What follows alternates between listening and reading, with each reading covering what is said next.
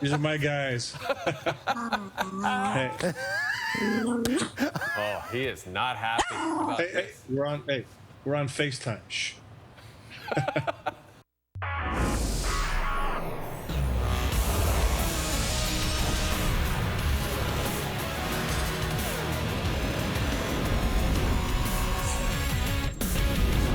We are mailing it in, and Dan is for sure mailing it in because this is his last show for a good 2 to 3 months. How long's your vacation? I'm on the Duffy plan. Yeah, so you're not working for the rest of 2019.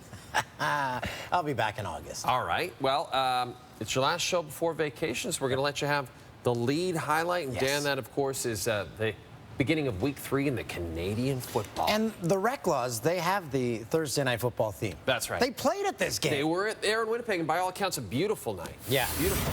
Because last year, the severe weather, They didn't get to play. Yeah. Eskies and Bombers, the only two Western sides without a loss. Winnipeg getting creative with the playbook. Nick Dembski takes the jet sweep, makes a cut, goes back across the field, and picks up 35 yards. Rod Smith calling this game. The Bombers slap back looking good in the backfield. Very next play, Dembski gets another handoff, breaks a couple tackles, and touchdown! Bombers makes his way into the crowd to celebrate with Bombers fans. Geddy Lee in attendance, I see. Next Winnipeg possession, they go to the air. Matt Nichols throws a deep bomb. Caught by Lucky Whitehead.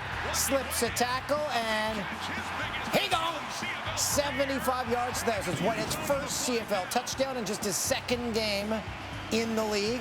It's also Winnipeg's longest offensive play of the season so far.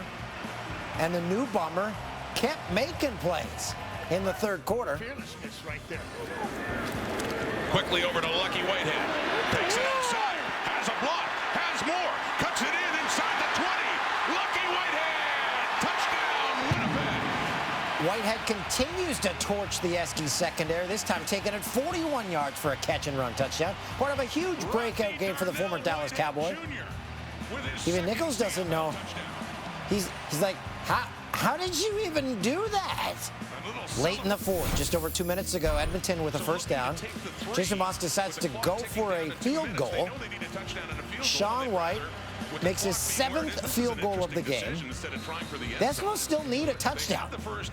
After getting the ball back, Trevor Harris looking for Greg Ellingson. No. Should have sealed it, but the Bombers trying to run out the clock. Andrew Harris fumbles the football, so Edmonton recovers. I tell you, anything can happen in the CFL. So the Eskies get another opportunity. Harris looking left. Kenny Stafford. Nope, didn't see it in time. Comeback falls short as the Bombers remain unbeaten. 7 targets, 7 catches. Well, Lucky, your second CFL game, you get 155 yards, 2 touchdowns, 2 different touchdowns. Which one will stand out to you the most? Probably the shorter one. Cause I got to run a little more with the ball, you know. But it was great execution, great play call. I'm just glad I got out to be able to get out in the open field. All right, big night for Lucky and big night for us because we get Henry Burris live on the show. This is fantastic, the great smile. Henry, I know you got a feel for Trevor Harris because he comes into Thursday. Man, he's been so good for the Eskies, a league best 6 touchdowns. Didn't throw a single touchdown, but you have to put a ton of the blame on his wide receivers at the end of the game, don't you?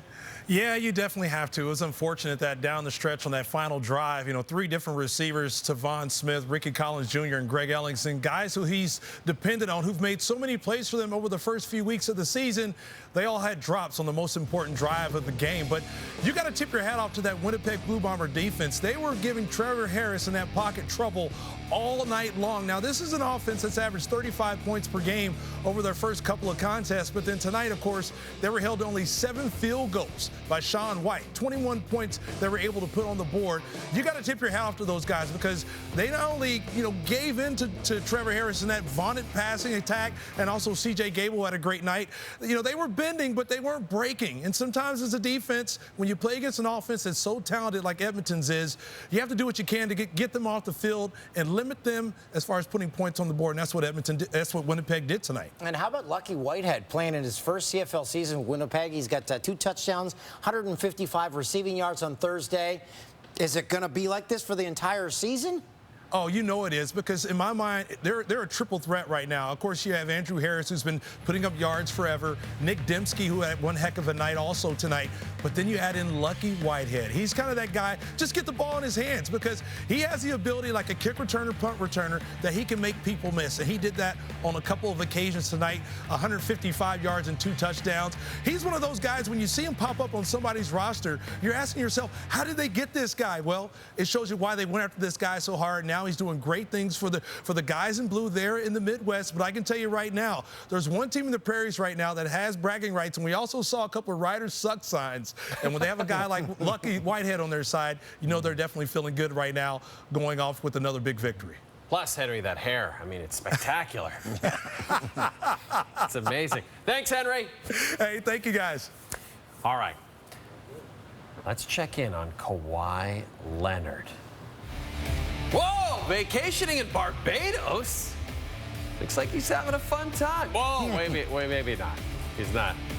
Maybe he's not having. He's a fun guy, but he's not having so much fun.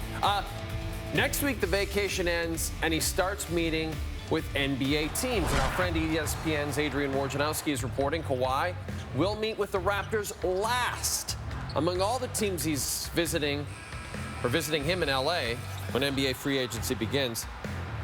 Leonard is an unrestricted free agent now, and according to Yahoo Sports, Leonard will have a meeting with both the Clippers and the Lakers, as well as the Knicks next week.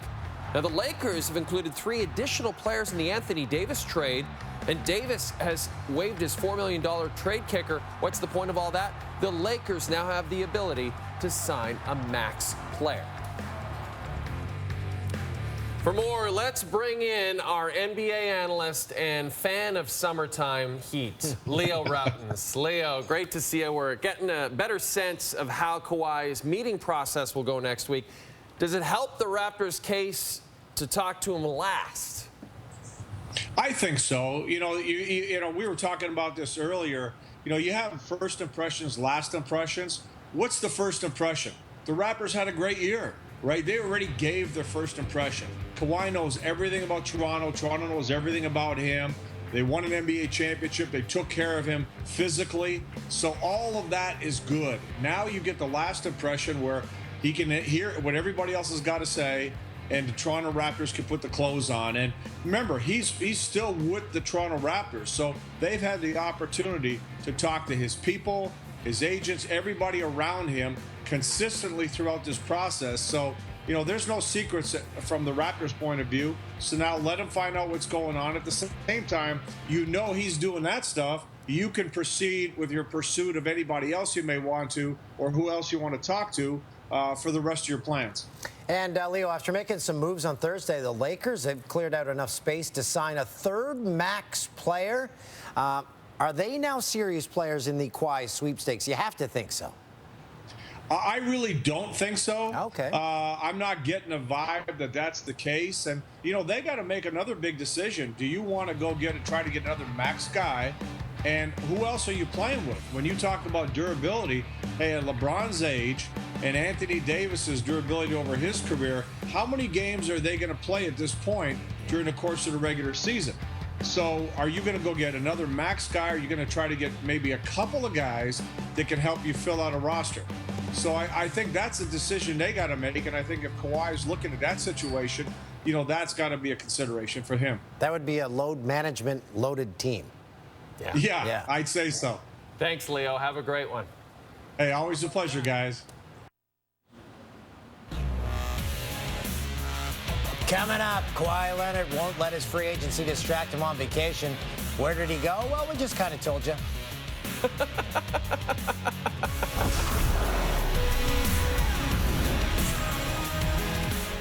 Vargas.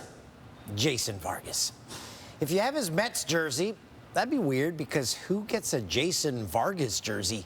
But if you did, it'll be of no use after the season. Vargas has refused to apologize to a reporter that he threatened to knock the F out a few days ago. And because of that, a Mets official said Everyone is angry with Vargas.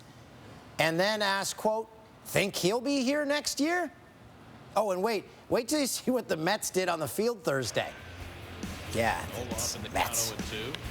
Taking on the Phillies, top 6, top Frazier. 2 on grounder to short. Gene Segura off the hop, ends the inning. Aaron Nola allowed just 1 hit, struck out 10 over 7 strong.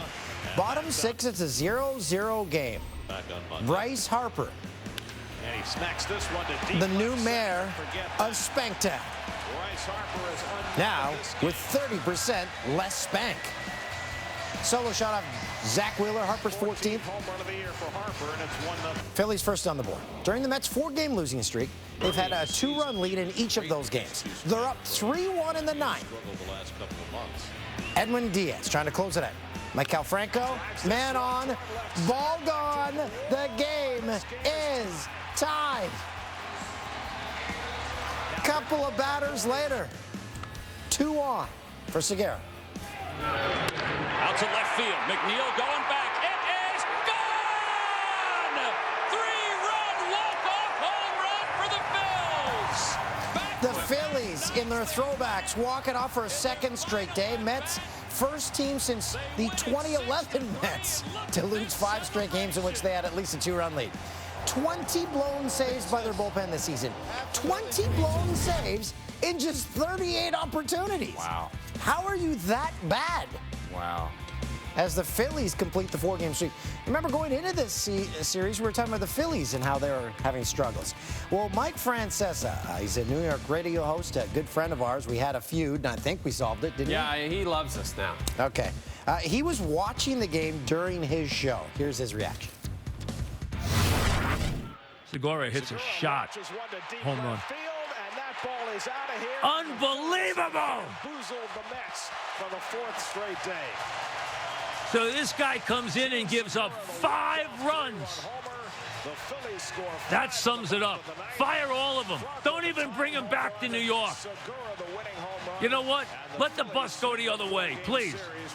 Tomorrow night, let the 69 Mets take the field. They bring Diaz in here. All he's got to do is get a rocking chair save against the bottom of the lineup. He's done. He's shot. Bullpen shot. Team shot. Manager's shot. Let the Mets take the bus. Instead of coming north on the turnpike, send it south. Let the 69 Mets suit up tomorrow night. This is a disgrace. I can't even believe it.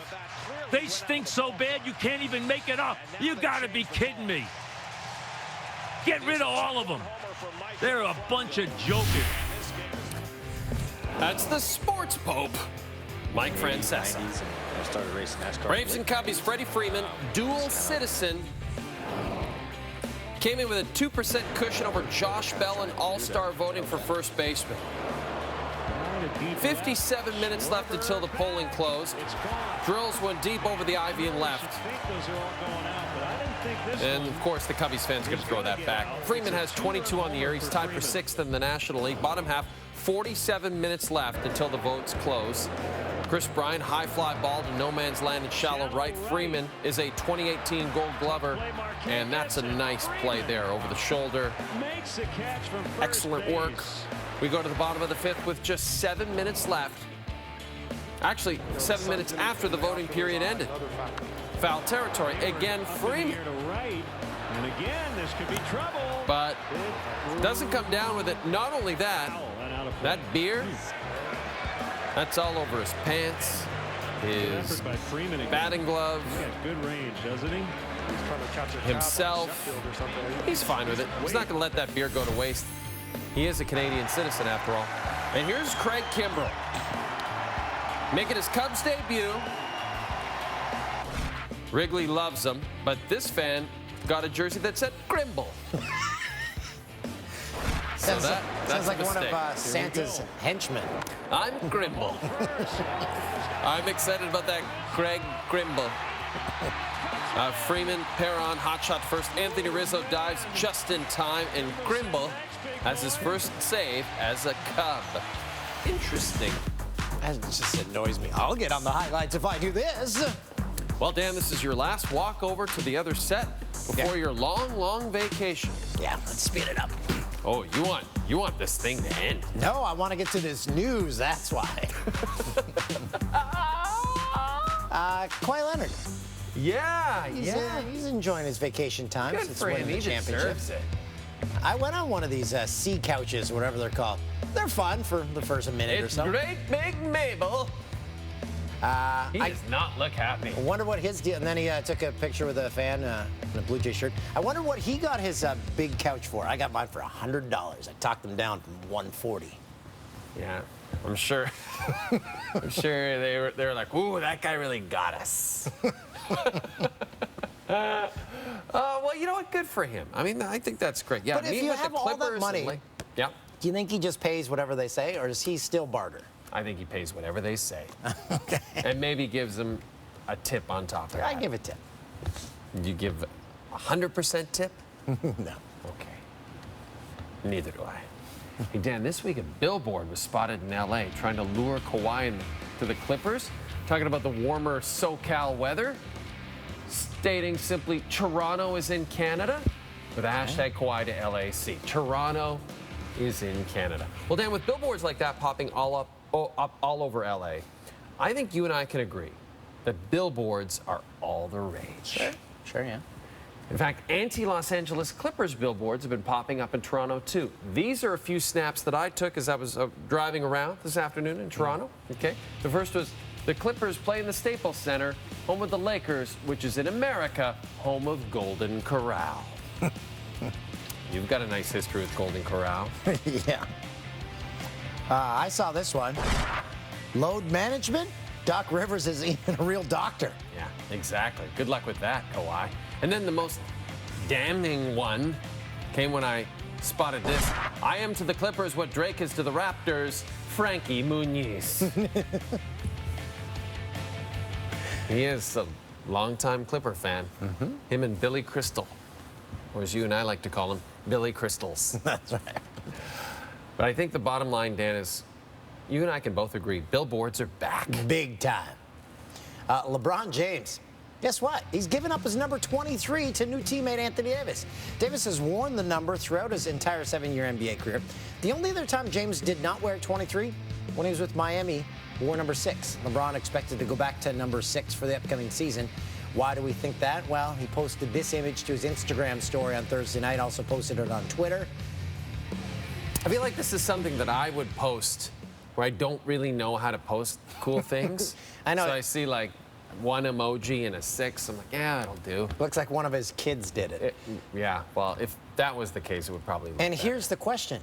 Did he do it for free I think so. to make his new teammate happy? I think he wanted to make him feel welcome. It was a nice gesture. Plus, he had that. It's always weird because he's known for these 2 numbers, so he could always go back from one to the other. Or maybe Anthony Davis got him a ride on the sea couch. Oh, yeah, for $100. Hey, the Lakers, they're looking to make more moves this offseason. Could they make a splash in NBA free agency? Well, you're going to find out on a special edition of The Jump. Sunday, 5 Eastern. Dan, I just got to ask you, are you going to be part of that show? Maybe come out of vacation and head onto the set with Rachel Nichols and company? No chance. Well, Dan, the starters for the 2019 All-Star Game were announced Thursday. Shockingly, no Jays were selected. But a few notable names heading to the starting lineups for the AL. Leading vote getter Mike Trout will get the start in the outfield. The Yankees catcher Gary Sanchez, who's second in the league with 23 home runs. He'll start at catcher. For the National League, yes, Christian Yelich leads the league with 29 dingers. He'll be in the field. Javi Baez of the Cubs starts at short. He started at second base last season, so he's the first player ever to start consecutive All-Star games in both middle infield spots, which is a pretty cool stat. Want to take a look at all those All-Star starters? How about the American League? That's where we can start it, Dan. Mike Trout, 8th All-Star game, 7th time as starter. Hunter Pence headed back to the All-Star game for the first time since 2014. The Astros, 3 starters, Bregman, Springer, Brantley, National League. Christian Yelich, he was the leading vote getter. Ryan Braun, Carlos Gomez, the only outfielders in Brewers history to receive a fan-elected start. And Ronald Acuna Jr., you see him at the bottom of the screen there, first player to start the All-Star game at age 21 or younger. since Mike Trout and Bryce Harper in 2013. Man, Alex Anthopoulos got him locked up, Acuna Jr., to a sweet team-friendly contract. I have no idea who is representing him, but... Where is the All-Star game? Where's the All-Star game this year? I don't even know. Where's the Cleveland? Yeah. I never knew that. Fun times in Cleveland today. Cleveland. Come on down to Cleveland town, everyone. Come and look at both of our buildings. The Hurricanes going to buy out the final year of Patty Marleau's contract, making him an unrestricted free agent. Carolina's going to be on the hook for Marleau's $3 million signing bonus. Canes acquired the veteran winger along with a conditional first-round pick from the Leafs last weekend, and he's linked to return to San Jose. Yeah, he's going back to San Jose. He got that bonus, that buyout. And his family loves it there. His family loves it there. He could sign for very little money. And he says, let's make sure I get this right. Let me look through my notes that were prepared for me by Eric O'Neill. He said, told NHL.com on Monday, I could see myself playing beyond this next year. I still feel really good. I feel I can contribute. There you go. Okay. I think he's really talked to him. Yeah, of course. They sent some texts. No one talks to anymore. They just No, text. that's true. I don't talk to any of my friends anymore. Free agent frenzy is happening on Monday. They'll have everything. It's going to be amazing, Dan. And for James Duthie, it will be absolutely the last time he works in 2019. Coming up, our favorite plays from Thursday, the Jannies are next. Nats win. Nats win. You're a pretty good dancer, Dan. No. I'm a good slow dancer. Oh. Todd Frazier. And Frazier hits it hard out. Gene Segura.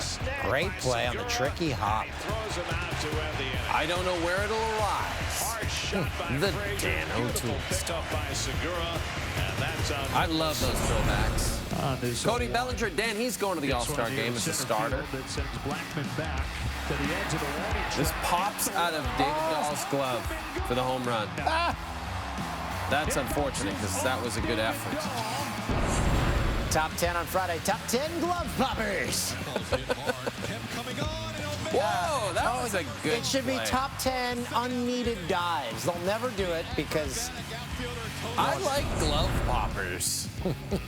Hubert Hurkacz. Oh, yeah. Great athleticism. That is Hey, astounding. Hurkacz, you're wearing all orange. From Hubert Hurkacz. We've spoken of them in truth. What a Dodgers, Rockies. Colorado pitcher Peter Lambert lines it to right. Ryan McMahon should score. No. Takes a spill rounding third. Top 10 Jack Cuss lookalikes. Peter Lambert, isn't that Cary Grant's character in Charade? Matt Nichols, Lucky Whitehead. Lucky Whitehead is going to be the breakout star of this CFL season. And I've been waiting all show for this because the Cookie Monster, Yes. He was great. he's saying, take me out to the ball game at the Cubs game. Okay, when you're at a He's live great. event like that, He's the best. take it in. Your phone, no one wants to see that video because you can just show them the highlight. Even worse, when players win championships and they've got their phones out like taking it's like just enjoy the championship. By the way, I watch a ton of Sesame Street, Dan. Okay, I've got kids under 4. That show holds up big time. It's better than ever now. It's so good. Oscar get a new house yet? No, he was in a recycling bin in one episode. I don't know. The Tabbies, they put up 64 points on the Argos last week. Oh, there it is. Yeah, they're out of retirement. We're going to do a documentary on the Friday Night Football ladies. That's coming in 2020. The 160th running of the Queen's Plate set to take place at Woodbine Racetrack on Saturday. I went last year. I needed Gold Bond. It was sweaty. It was very sweet. Some of the favorites in the race, Avi's Flatter, Federal, Lawan, Skywire. As you can imagine, it's difficult to get a horse into that race. Yeah. There were plenty of horses that tried, but some of them came up just short. Let's see some of those horses that failed to make the cut in our very popular segment, Queen's Plate Rejected Horses. And first, it's Yodeling Herbert. He's in the singer category. Favorite activity? Singing Pearl Jam at karaoke. Fun fact, was almost cast as Bradley Cooper's character in A Star is Born. Next, it's a super horse. He's in the hero category. Favorite activity, stopping Lex Luthor. Fun fact, Super Horse is too dumb to realize Superman didn't wear a mask. That's a good fact. And finally, it's El Piñata in the candy category. Favorite activity, getting pummeled by sticks. Fun fact, can't move legs. This has been Queen's Plate Rejected Horses. We're getting closer to your vacation, buddy. We're almost there. So our podcast this week, we have Jim Van Horn on. Yeah. We talk about going on an RV trip together, and I think we talked him into joining me on my summer vacation. Wow. Can you imagine getting to spend all of your summer vacation with Jim Van Horn in an RV? Mm-hmm. That would be pretty special. It's the worst play of the day. Cody Dellinger. Boom. Hits one in the air to David center Dahl field. makes a really great effort here. There's shade in the outfield. Instead, it goes off his glove, over the wall, over the Jimmy John side. Off his glove, over the wall, over the Jimmy John side. Still never had a Jimmy John sub. Well. Highlight of the night, I'm filing an official protest. Oh. This is a joke. It is. It's the old tumbly guy. Tony Kemp. Oh, yeah. Yeah, this was very deserving. Actually, you pointed out that you thought that would lead to like a top 10 not necessary dives. Yes. Actually, you blew it because the top 10 on Friday on the other sports centers is must-see moments of the past week. Always, Dan. Always. We don't work Fridays. Always. And then you blew it during the Twins highlight. You said the highlight started in the top of the 6th. It was the top of the 2nd. And again... No, I don't think so. I checked the tape on that one. I think you've already in your mind on vacation during the PGA highlights. Ricky Fowler spun back his approach on the par 4 3rd, not the par 4 7th. So I guess in a way, you've all been on vacation this whole hour. Well, I can improve myself. This is exciting. Where are you going to go? Getting an RV, exploring Canada. Picking up Jim Van Horn? That's right. Getting the girls, and off you go. Well, Jim, do you have a map? That's going to be amazing. I love the idea of going from one end of the country to the other. I like an RV because you can cook while you're driving. Well, maybe Jim could cook. Jim's cooking. You drive. Or vice versa. Hey, it's time for Bloop Bloops. Have a great vacation, Dan. I'm ready. The Flyers have signed goalie Brian Elliott to a one-year contract extension with $2 million. Elliott, who is heading into his 13th season. He's played 13 seasons? Now, he trains with Devil Taylor Hall, and he's looking forward to chatting with him more. See the thumbs on the guy texting behind him? Like, holy, sign that guy up for a court stenographer.